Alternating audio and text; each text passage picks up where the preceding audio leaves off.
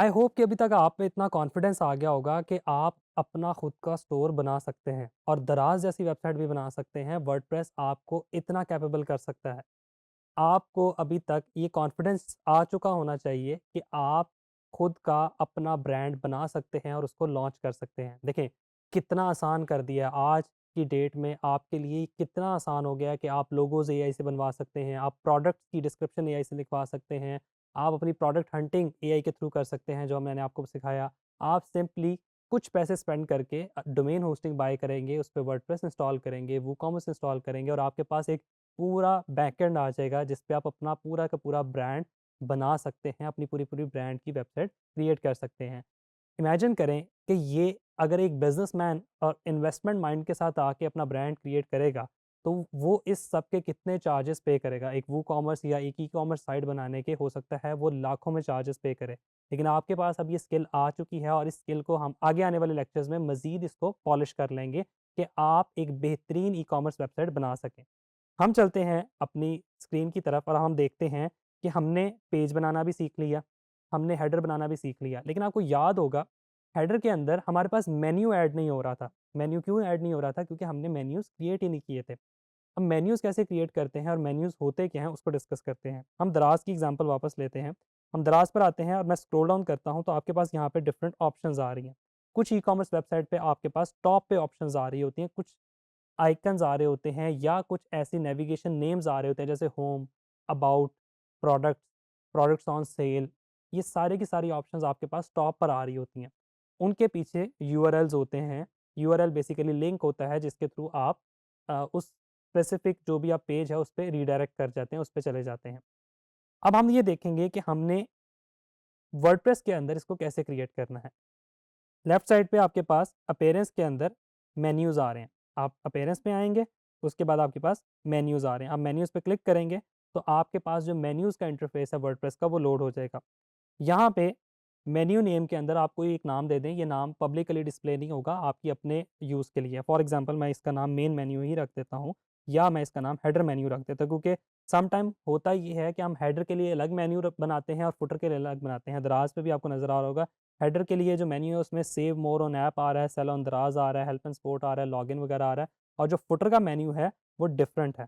उसके ऊपर customer care और दराज़ के मल्टीपल अदर नेविगेशंस आपको शो हो रहे होंगे। यहाँ पे मैं हेडर मेन्यू बनाता हूँ, क्रिएट मेन्यू पे क्लिक करता हूँ, लेकिन यहाँ पे कुछ ऑप्शंस हैं जहाँ पे जिनको मैं आपको दिखा देता हूँ। ये तो प्लगइन रिलेटेड ऑप्शन आ रही है, एलिमेंट्स किट का हमने प्लगइन इंस्टॉल किया था ऑप्शन आ रही है। उसके अलावा कुछ ऑप्शन आ रही है हेडर एंड फुटर कि अगर आप खुद ब खुद चाह रहे हैं कि वो हेडर पे डिस्प्ले हो जाए या फुटर पे, तो वो ऑप्शन भी आप यहाँ से सिलेक्ट कर सकते हैं। या आप अभी भी सेव कर सकते हैं, बाद में भी इसको एडिट करके इन ऑप्शंस को सिलेक्ट कर सकते हैं। उसके अलावा यहाँ पर आ रहा है automatically add new top level page to this menu. होगा क्या? अगर आप इसको चेक कर देते हैं तो होता ये है कि जैसे ही आप कोई नया पेज क्रिएट करेंगे ऑटोमेटिकली वो हेडर में ऐड हो जाएगा। तो इस ऑप्शन को शुरू में अनचेक ही रहने दीजिएगा। उसके बाद हम क्रिएट मेन्यू पे क्लिक करते हैं, तो हमारे पास यहाँ पे अब मेन्यू क्रिएट करने की ऑप्शन आ जाएगी। मेन्यू हम कैसे क्रिएट करेंगे? हमारे पास लेफ्ट साइड पे पेजेस आ रहे हैं, पोस्ट आ रही हैं। पोस्ट बेसिकली आपकी जो ब्लॉग पोस्ट होती है उससे उससे रिलेटेड है। कस्टम लिंक्स आ रहे हैं, कैटेगरीज़ आ रही हैं और वूकॉमर्स के एंड पॉइंट्स आ रहे हैं। अब ये देखिएगा, वूकॉमर्स के एंड पॉइंट्स में आपको ऑर्डर्स नज़र आ रहे हैं, डाउनलोड, लॉग आउट, लॉगिन, ये चीज़ें नज़र आ रही हैं, ठीक है? उसके अलावा पेजेस पे चले जाते हैं, होम नज़र आ रहा है हमें, चेकआउट नज़र आ रहा है, कार्ट नज़र आ रहा है, शॉप पेज नज़र आ रहा है। मैं फॉर एग्ज़ाम्पल चाहता हूँ होम पेज ऐड हो जाए, कार्ट का पेज ऐड हो जाए, शॉप का पेज ऐड हो जाए और बस मैं ये पेजेस ऐड करना चाह रहा हूँ।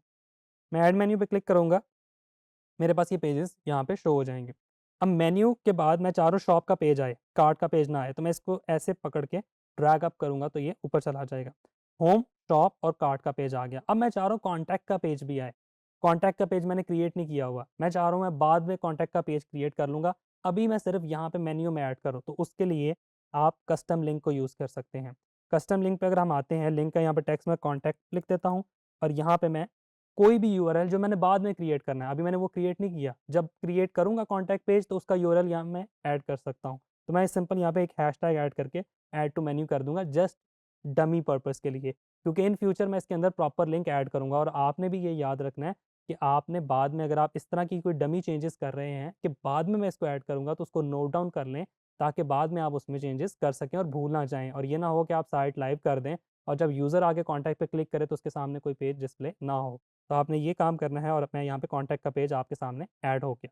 उसके बाद मैं सेव मेन्यू पे क्लिक करूँगा तो मेरे पास यहाँ पे मेन्यू आ गया। अब यहाँ पे मेरे पास मेन्यू आ गया, सेव हो गया हमारे पास हमारा जो होम मेन्यू था, या जो मेन मेन्यू था, हेडर मेन्यू था, वो यहाँ पे सेव हो गया। मैं वापस चलूँगा आपके सामने टेम्पलेट पे और यहाँ पे मैं थीम बिल्डर पर आ जाऊँगा, जो हमने हेडर एंड फुटर कस्टमाइज़ेशन के अंदर सीखा था। यहाँ पर आके मैं क्लोथिंग अटायर पे आता हूँ और मैं यहाँ पे इसको एडिट विद एलिमेंटर करता हूँ, जो हमने पहले भी किया था। यहाँ पे अब हमारे पास ये देखिए नेविगेशन मेन्यू आपको याद होगा, यहाँ पे ऑप्शन नहीं आ रही थी। अब मैं इस पे क्लिक करूँगा, यहाँ पे अब सेलेक्ट मेन्यू पे क्लिक करूँगा, देखें हेडर मेन्यू यहाँ पर आ गया ऑटोमैटिकली।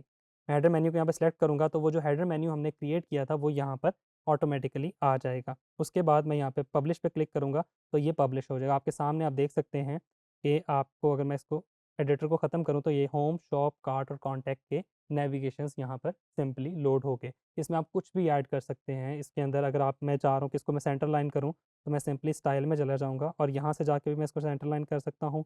उसके अलावा मैं कॉन्टैक्ट पर आके यहाँ से भी इसकी जो भी एडजस्टमेंट है उसको कर सकता हूँ। मैं राइट पे इसको करना चाह रहा हूँ, मैं इसको लेफ़्ट पे करना चाह रहा हूँ तो वो लेफ़्ट पर आ जाएगा। मैं सारी की सारी चीज़ें बेसिकली एलिमेंटर के इंटरफ़ेस के अंदर प्रोसेस कर सकता हूँ, ठीक है? तो ये वो चीज़ थी जो आपको समझना ज़रूरी था, क्योंकि मेन्यूज़ बहुत ज़्यादा इम्पोर्टेंट हैं। अगर आप मेन्यू को सही तरह से डिज़ाइन नहीं करेंगे तो आपका जो यूज़र एक्सपीरियंस है वो कम से कम होता जाएगा। फॉर एग्ज़ाम्पल, अगर आप किसी स्टोर पे जाते हैं और आप वहाँ पे सिर्फ़ सेल वाली प्रोडक्ट ढूँढना चाह रहे हैं, लेकिन उनके मेन्यू में वो ऑप्शन नहीं आ रही, ना उन्होंने कोई ऐसा फ़िल्टर वहाँ पे लगाया हुआ है, तो आपको एक प्रॉब्लम नज़र आती है। तो यही चीज़ है जो बेसिकली कन्वर्जन को ड्रॉप करती है। आप देखते हैं कि आपकी वेबसाइट पे 500 लोगों ने 1 दिन में विज़िट किया, लेकिन सेल सिर्फ़ 2 लोगों ने, परचेज़ सिर्फ़ 2 या 3 लोगों ने किया।